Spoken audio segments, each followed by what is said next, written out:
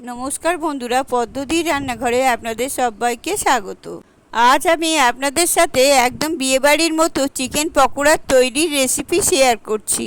খুবই মুচমুচে আর মুখরোচক স্বাদের খেতে হয় এই চিকেন পকোড়াগুলো, আর এটা তৈরি করা কিন্তু খুবই সহজ। বন্ধুরা, এটা আমি অনেকের কাছে থেকে শুনে থাকি যে বাড়িতে তৈরি করা চিকেন পকোড়াগুলো বিয়েবাড়ির চিকেন পকোড়ার মতো খেতে টেস্টি হয় না।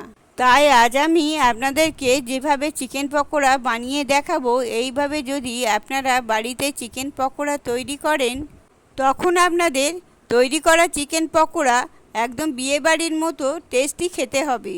তাহলে বন্ধুরা, আর দেরি না করে আজকের রেসিপিটা শুরু করা যাক। চিকেন পকোড়া তৈরি করবার জন্য আমি এখানে নিয়েছি 500 গ্রাম বোনলেস চিকেন।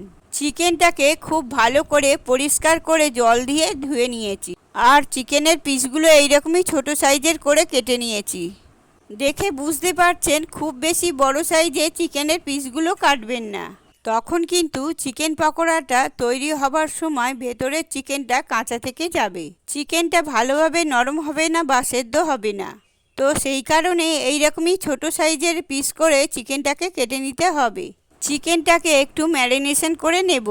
এবারে আমি চিকেনের মধ্যে দিয়ে দিচ্ছি 2 চামচ ভিনিগার। ভিনিগার যদি আপনাদের কাছে না থাকে তখন এর পরিবর্তে আপনারা লেবুর রস দিতে পারবেন। এরপরে দিয়ে দিলাম 2 চামচ সোয়া সস, আর এরপরে দিয়ে দিচ্ছি 2 চামচ টমেটো সস। আর এইখানে টমেটো সস আর সোয়া সসটা অবশ্যই ব্যবহার করবেন। এবার এই সব কিছুকে চিকেনের সাথে ভালো করে মাখিয়ে নিচ্ছি।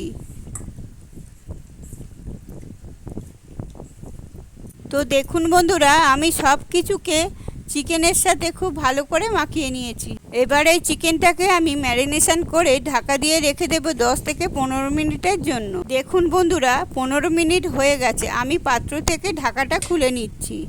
চিকেনটা খুব ভালো করে ম্যারিনেশন হয়ে গেছে। আর বন্ধুরা, 15 মিনিটের বেশি ম্যারিনেশন করে রেখে দেবার দরকার নেই। এবারে এই চিকেনের মধ্যে দিয়ে দিচ্ছি 2 চামচ আদা রসুন বাটা। এরপরে দিয়ে দিচ্ছি 2টো বড় সাইজের পেঁয়াজ কুচি। এরপরে দিয়ে দিচ্ছি 6টা কাঁচা লঙ্কা কুচি। এরপরে দিয়ে দিচ্ছি খুব সামান্য একটু হলুদের গুঁড়ো। এরপরে দিয়ে দিচ্ছি 1 চামচ লঙ্কার গুঁড়ো। আপনারা যেরকম ঝাল খাবেন সেই বুঝে লঙ্কার গুঁড়ো দেবেন। এরপরে দিয়ে দিচ্ছি 1 চামচ ধনের গুঁড়ো। দিয়ে দিচ্ছি 1 চামচ জিরের গুঁড়ো। এখানে জিরের গুঁড়ো আর ধনের গুঁড়ো বেশি ব্যবহার করবেন না, অল্প করে ব্যবহার করবেন। এরপরে দিয়ে দিচ্ছি ছোট বাটির 1 বাটি ধনেপাতা কুচি। এবারে সব উপকরণের সাথে চিকেনটা খুব ভালো করে মাখিয়ে দিচ্ছি, যাতে এই উপকরণগুলো চিকেনের সাথে খুব ভালো করে মিশে যায়। তো দেখুন বন্ধুরা, আমি সব কিছুকে চিকেনের সাথে খুব ভালো করে মিশিয়ে নিয়েছি। এবার চিকেনের মধ্যে আমি দিয়ে দিচ্ছি বেসন। 1 কাপ বেসন আমি এখানে দিয়েছি। আর বন্ধুরা, বেসনের পরিমাণটা খুব বেশি ব্যবহার করবেন না। বেসন যদি বেশি হয়ে যায় তখন চিকেন পকোড়াগুলো বড়ার মতো খেতে লাগবে।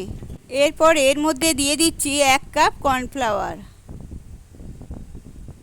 এরপরে চিকেনের মধ্যে দিয়ে দিচ্ছি চালের গুঁড়ো। 1 কাপ চালের গুঁড়ো আমি এখানে দিয়েছি। চালের গুঁড়ো আর কর্নফ্লাওয়ার দেওয়ার কারণে চিকেন পকোড়াগুলো খুব মুচমুচে তৈরি হবে।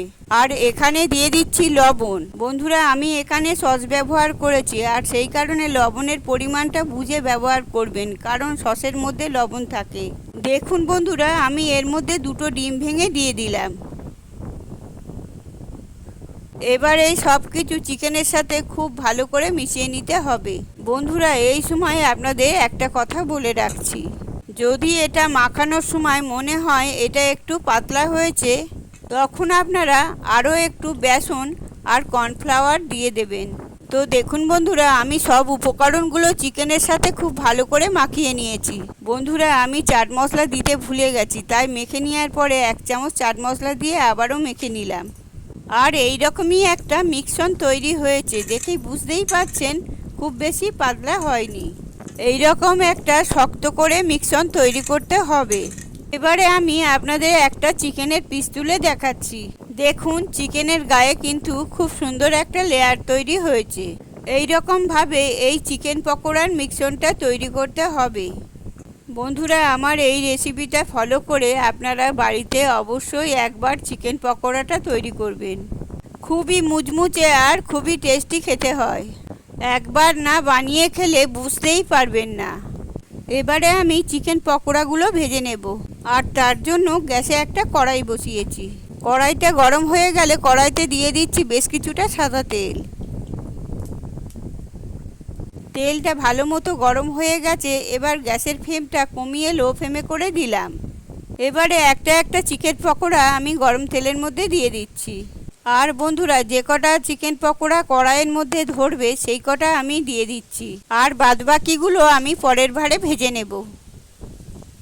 গ্যাসের ফ্লেমটা লো ফ্লেমে থেকে মিডিয়াম ফ্লেমে রেখে চিকেন পকোড়াগুলো ভেজে নিতে হবে।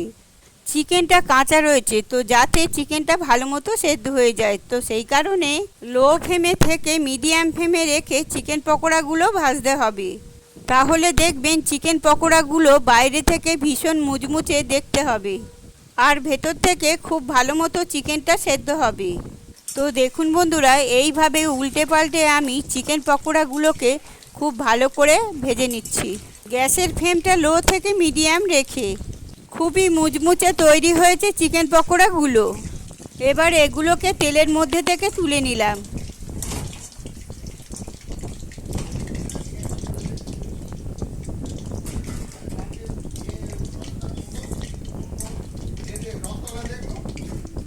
আর ঠিক একইভাবে চিকেন পকোড়াগুলো ভেজে নেব। তাহলে বন্ধুরা, আপনারাও বাড়িতে আমার রেসিপিটা ফলো করে চিকেন পকোড়া তৈরি করুন। একদম বিয়েবাড়ির মতো চিকেন পকোড়া আপনারাও খুব সহজে বাড়িতে বানিয়ে নিতে পারবেন। আশা করছি আমার আজকের রেসিপিটা আপনাদের সকলের ভালো লেগেছে। দেখুন বন্ধুরা, আমি একটা পকোড়া ভেঙে আপনাদের দেখাচ্ছি। পকোড়াটা খুবই মুচমুচে হয়েছে আর খেতেও খুবই টেস্টি হয়েছে। বন্ধুরা, এই রেসিপিটা আপনাদের ভালো লাগলে একটা লাইক, শেয়ার আর কমেন্ট করে জানাবেন। আর আপনারা যদি আমার চ্যানেলে নতুন এসে থাকেন, আমার চ্যানেলটাকে সাবস্ক্রাইব করার অনুরোধ রইল।